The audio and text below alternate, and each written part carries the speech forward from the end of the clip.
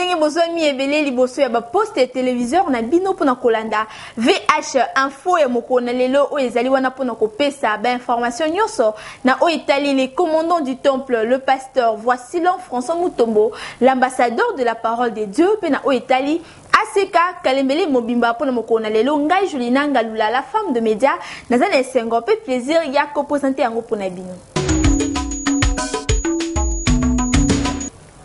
Le pasteur, voici l'homme François Mutombo, l'ambassadeur de la parole de Dieu, le mercure du moment, qui sous les commandants du temple Namokolo ya jeudi 15 février 2018, accorda qui interview na S qui konda pour nakolobela ninya bongisi na bana nzambe bolanda.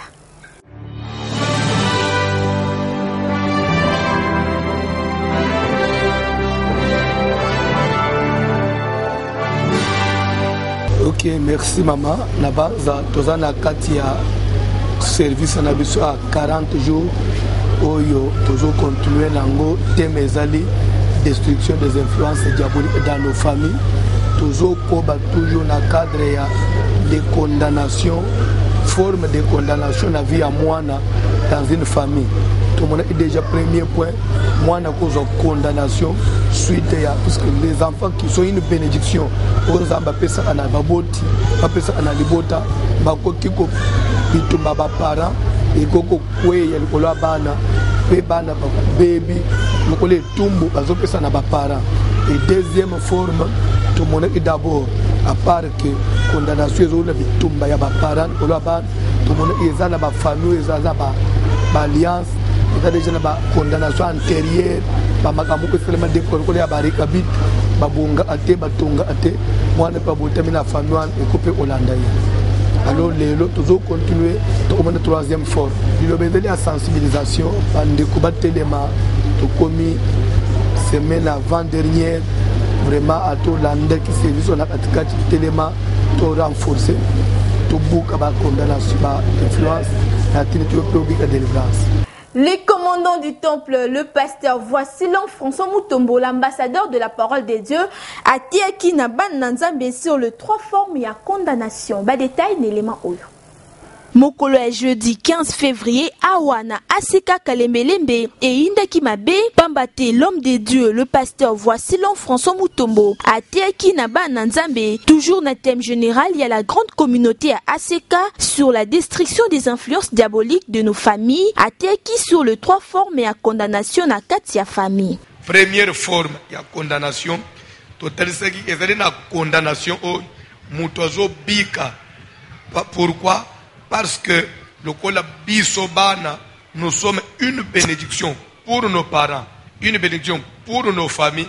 Na moment, les parents ou les botibiso, bazana ba infraction basalaki et que bazo pinir bango, soit t'es pas dans Zambé, soit t'es pas Satan, bitumba na bango, bitumbu ya ba parents et koki ko kweya, bikolo ya bana. Deuxième forme ya condamnation, ezanine. Eza tolobaki ke ezali famille oyo. Eza famille au batu bazo botama, mutozo ko botama. Mazo trouver que famille ango, une famille oyo crédit c'est beba.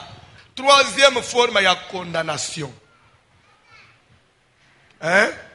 Bozo koma infamie, infamie, infamie. Le pasteur voici François Mutombo, l'ambassadeur de la parole de Dieu, a expliqué que d'abord, première forme et à condamnation, Bisika Wapi, attira qui exemple na maloba ya Josué. Na mukanda na Josué azoloba boy. Maudit soit devant l'Éternel tout homme qui se lèvera pour rebâtir la ville de Jéricho. Il en posera les fondements au prix de son fils premier-né et les portes au prix de son fils le plus jeune fils. Tozala ka pe ba victime ya ba acte ba boti na biso basala. C'est que na makamusu muto azana bana akosala te. Po soka sali yango automatiquement au lieu simba ye mukolo mais c'est la vie ya ba renda livré. Ezana makamu mususu muto ya zana bana akosala te. Après l'homme de Dieu, le pasteur, voici François Mutombo, le commandant du temple, a expliqué qu'il est sous deuxième forme et à condamnation, oyo etali réputation ya mwana na nzambe. En Occident, c'est-à-dire na bamboka ba mindele, poto nyonso Amérique, Europe, partout. Nde place ba yebi valeur à crédit à mutu. C'est-à-dire que mutu nyonso il est enregistré. Alors azana ce qu'on appelle crédit naye. Crédit naye ezaneti réputation naye. Akoko kende partout.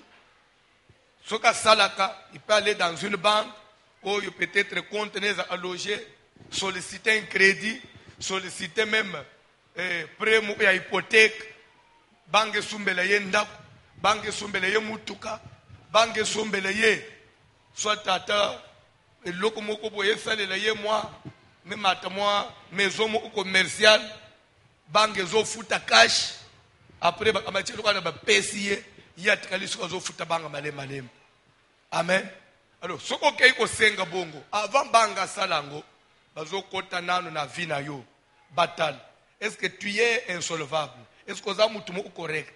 Est-ce que ana ba crime te ou escroquate? Est-ce que sozo crédit mo na banga mususu au futete ou bien aux anayo normal? Quand on trouve que aux anan propre, tu n'as pas de problème, on regarde ton salaire, au monde banque bengi, OK monsieur, votre demande a été acceptée. Au point ndako nguna commune ni tosombela yo. Nasuka, le pasteur, voici l'homme François Mutombo, le mercure du moment, a silisaki matea pour nous expliquer troisième forme ya condamnation au yotobengi infamie. Culpabilité de Chibao. Donc, quelqu'un qui est sous Chibao, c'est un coupable. Il est en train de payer l'infraction. Moukolonyos, la salé le omoko, n'est à trahir le bota, à salir le omoko, n'est à livrer secret à famille.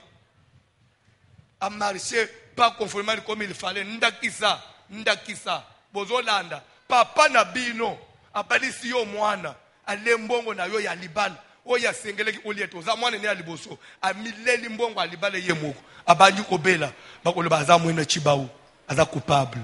Bosimba ete awa na aseka kalembelembe matea kitoko boye eza kokoba sur le thème général la destruction des influences diaboliques dans nos familles mikolo etikali ya kotanga ndeko yaka kozwa matea ya solo o ekoki ko changer pe vina yo.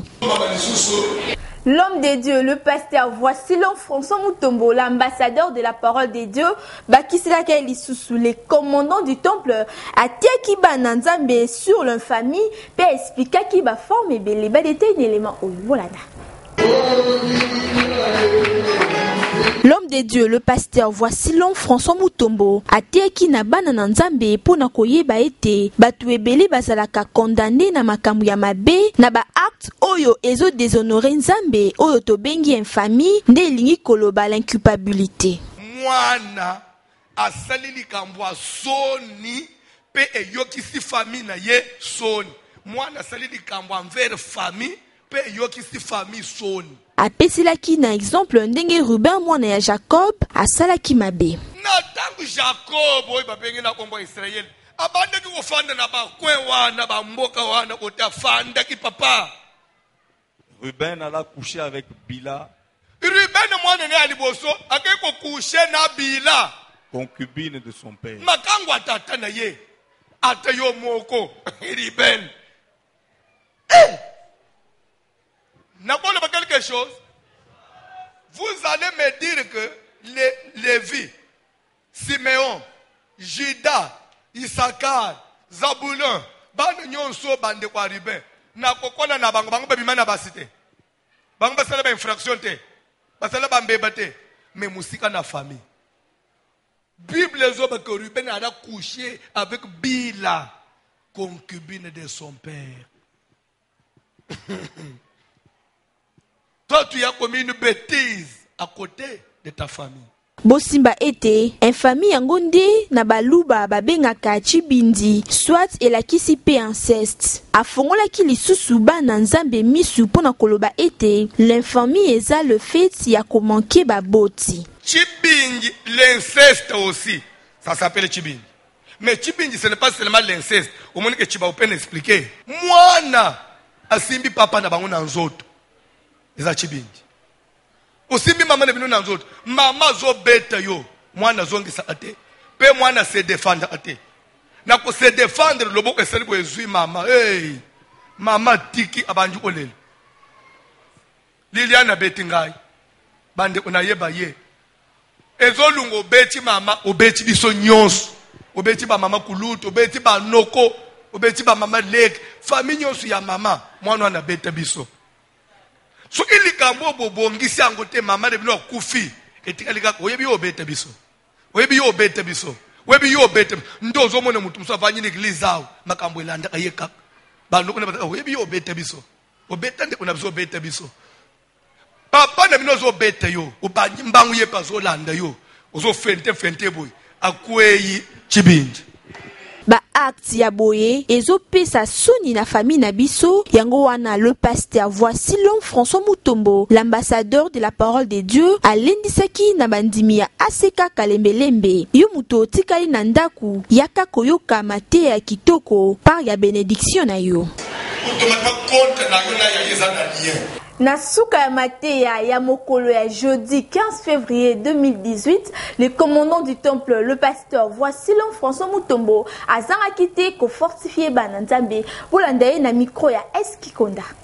Première forme ya condamnation dans la famille, ezali ba mabe ba parents basal, ba acte ba parents ba posa, bitumbu sikoy, ya ba acte wan ekweli kolo abana, nda isa.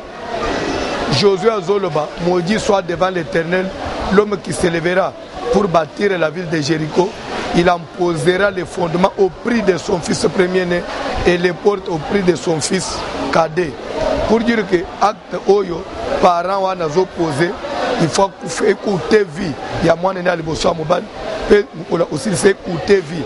Il y a des actes, il y a des parents oyo et kweyaka et même kufa et même passe pour la vie à bande.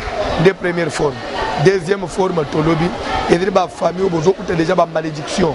Ma famille ba simba ba is, ba simba baby sa mbongo, ba boya bozi, ba teka ba hypothèque ba étoile à bas. Et la deuxième forme, troisième forme, ezali ba erreur, ba mabe, ba acte mabe moi na yebo opposé na atia famille, ou ba bengi infamie. Et bon tapé condamnation. Alors ndele toloba destruction des influences, bilo wana ndele toujours détruire. Na musala na biso. Le mercure du moment, les commandants du temple, l'ambassadeur de la parole de Dieu, le pasteur, voici l'homme François Mutombo, Namokolo ya mercredi 14 février 2018, à Tekiba Nanzambe sur le fonction au Saint-Esprit à Jouaka na Bomo ya bato, ba détail n'élément oyo. C'est le même esprit ndezalaka na kati ya ba chrétien nyonso yango l'homme de Dieu le pasteur voici l'homme François Mutombo l'ambassadeur de la parole de Dieu afongolaki bana na Nzambe miso na mateya ya malamu bipai wapi aboyaki onction oyo elangwisaka bana na Nzambe atiraki yango na mokanda ya Actes des Apôtres chapitre 10 na lisolo ya Corneille centurion romain. Toute onction dans la personne azana se ya contrôle ya conscience na yo. Ce qui onction est commis au langue sayo conscience nous est à discuter. Amen. Ce qui on l'a dit bien na Actes des Apôtres chapitre 10 l'isolo ya Corneille des centeniers romains bazolo ba avant donc l'ère nzamba solo na Corneille Pierre pe côté azalaka